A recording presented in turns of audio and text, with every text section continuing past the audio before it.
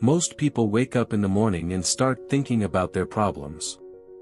These problems are linked to certain memories, which in turn are related to certain people and things. If the brain is like an old recorder that plays the same tape every day, then by the time you start the day, you're already thinking and living in the past.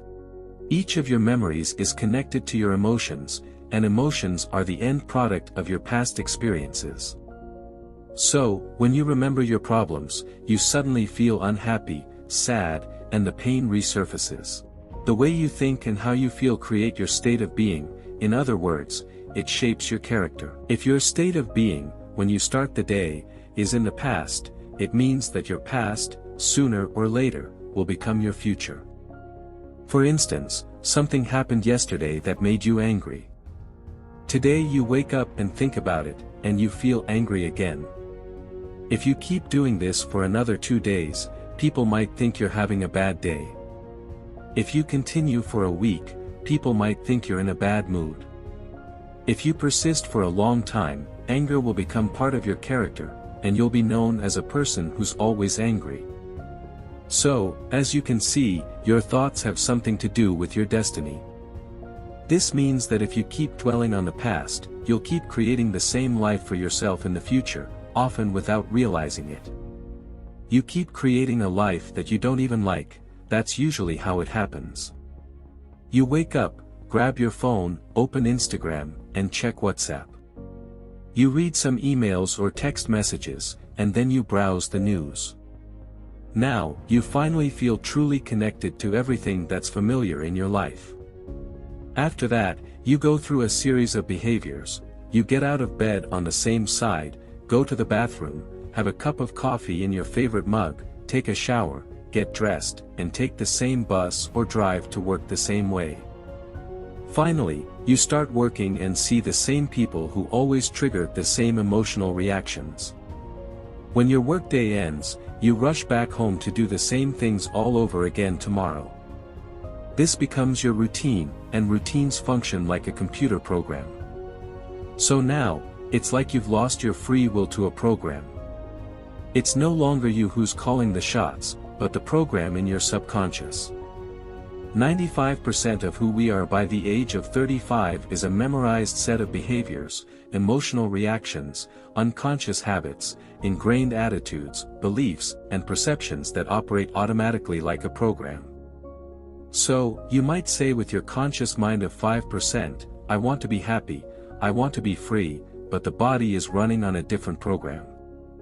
You're pitting 5% of your conscious mind against 95% of the subconscious mind. It's like putting an average skinny guy against an Olympic-level weightlifter in a weightlifting competition. No wonder you struggle to make significant changes and keep reverting to the old program, creating the same life. So, how do you start making changes? Well, you have to go beyond the analytical mind, because what separates the conscious mind from the subconscious mind is the analytical mind. And that's where meditation comes in. Through the practice of meditation, you can learn how to alter your brainwaves and slow them down. And when you do this correctly, you can access that operating system where you can start making fundamental changes. Most people wait for a crisis, trauma, illness, or diagnosis to start changing. Joe Dispenza's message is this: why wait for negative things to happen to learn and change? You can be forced to learn and change in a state of pain and suffering, or you can choose to learn and change in a state of joy and inspiration. Most people spend 70% of their lives in survival mode. They live stressed, always anticipating the worst scenario based on past experiences. Faced with the infinite potential in the quantum field, they literally choose negative things, selecting the worst possible outcome. It's like looking at a menu with a multitude of foods and drinks and choosing the worst option. This is what happens every time you remember a negative event. It produces the same chemistry in your brain as if the event were happening again. You're sending the same emotional signals to your body. In a way, your body is your unconscious mind, and it doesn't know the difference. It thinks the event is actually happening now. Most people are constantly recreating their negative emotional states by constantly thinking about them. So, when it comes time to let go of the negative emotion, they might say, "I really want to change," but the problem is that the body is stronger than the mind. It has been conditioned to feel negative emotions for years. The body used to be a servant, but now it has become the master. Suddenly, when you decide to change and step into the unknown, the body doesn't like it. It prefers to feel guilt and suffering because that's what it finds familiar and can predict. The unknown is a scary place. Entering the unknown is like entering a deep river. The body knows that if you can make it to the other side of the river, it will die. It will do everything it can to stop you. That's why the moment you start to meditate, suddenly your nose starts itching, you remember an important task you had to do, or out of nowhere, you have a memory from 20 years ago. That's your body saying, "Let's give up and go back to our miserable life as always." The body has many tools and will use each one of them to prevent you from entering the unknown. However, the unknown is the best place to create your future, and the easiest way to enter it is through meditation. When you're in a deep meditative state, you can begin to create your future. What kind of new life do you want? What behaviors do you want to exhibit? What kind of person do you want to be? The act of closing your eyes and mentally rehearsing the things or behaviors you want in your life is the best way to create your future. If you're truly present, the brain won't know the difference between imagination and actual life experience. Through the act of imagination, you're installing the programs and software of your future life. Now, your brain is no longer a record of the past, it's a map to the future. And if you keep doing this, who knows, you might start acting like a happy person. The hardest part is emotionally teaching your body what the future will be like even before the actual experience. Simply imagining is not enough, you need to emotionally feel it in your body. If thoughts are the language of the brain, feelings are the language of the body. It's through feelings and emotions that your body understands what your mind is telling it. If you don't feel anything, it means your body isn't receiving the signal. It's like if the internet modem in your room is working, but you can't connect because you turned off your phone's Wi-Fi.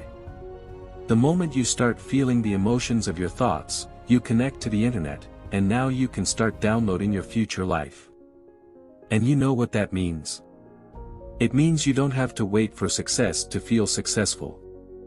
You don't have to wait for wealth to feel abundant. You don't have to wait for your new relationship to feel love. According to the quantum model of reality, the moment you start feeling abundant and worthy, you start walking toward your future now. This means you're becoming the creator of your future. You're no longer living as a victim and saying things like, "I'm like this because of this person or that experience." Unfortunately, today, many people are victims of their own negative past thoughts. Most people don't realize, but here's the problem with these thoughts: just because you have a thought doesn't mean it's true. I'll repeat, just because you have a thought doesn't mean you should act on it. On average, you think 60 to 70,000 thoughts a day. 90% of these thoughts are the same as the day before. If your thoughts have something to do with your destiny, then your life won't change much because the same thought leads to the same choices. The same choices lead to the same behavior, and the same behavior creates the same experience. The same experience produces the same emotion. That's why meditating is very important, so you can become more aware of how you think, how you act, and how you feel. The more aware you are, the less likely an unwanted thought will go unnoticed by your consciousness. The word meditation means familiarizing yourself. So, as you familiarize yourself with the thoughts, behaviors, and emotions of your old self, you no longer allow them to influence you. Instead, you begin to have new thoughts and conditionings. If you do this for long enough, this new emotional state will become familiar to you. Creating a new self is like creating a new garden. First, you have to get rid of the weeds and stones. Then, You need to remove last year's plants and prepare the soil. Only after that can you start planting. Meditation basically works the same way. You're preparing the garden, and it's not an easy job. Training your body to sit and meditate is like training a wild animal, a dog. You say, sit and wait here, but it runs away. So, you grab it and bring it back. But of course, it runs away again, and you grab it again and bring it back. The moment you start to meditate, your body says, hey, it's 8 o'clock, you usually read emails and get angry at this time, but here you are, sitting and doing nothing. You're not fulfilling what we've been doing for years, getting angry together at this moment, and now suddenly you're going to change like this. So, the body starts sending signals. The body is basically looking for that predictable chemical state and doesn't care that it's toxic. Every time you become aware of what your body is doing and bring your attention to the present moment, you're telling the body that it's no longer the master. Now, you are the mind, and now your will is becoming stronger than that previous subconscious program. If you keep doing this over and over, just like a trained dog, the body will sit and obey. The moment the body surrenders, there's a release of energy. You go from particle to wave, from matter to energy, and you free yourself from the chains of those emotions that keep you tied to the familiar past. If you do this for just 1 week, you'll already start to see differences in your life. You'll start to notice yourself and be more mindful of yourself more often and avoid going back to your old, unhappy self.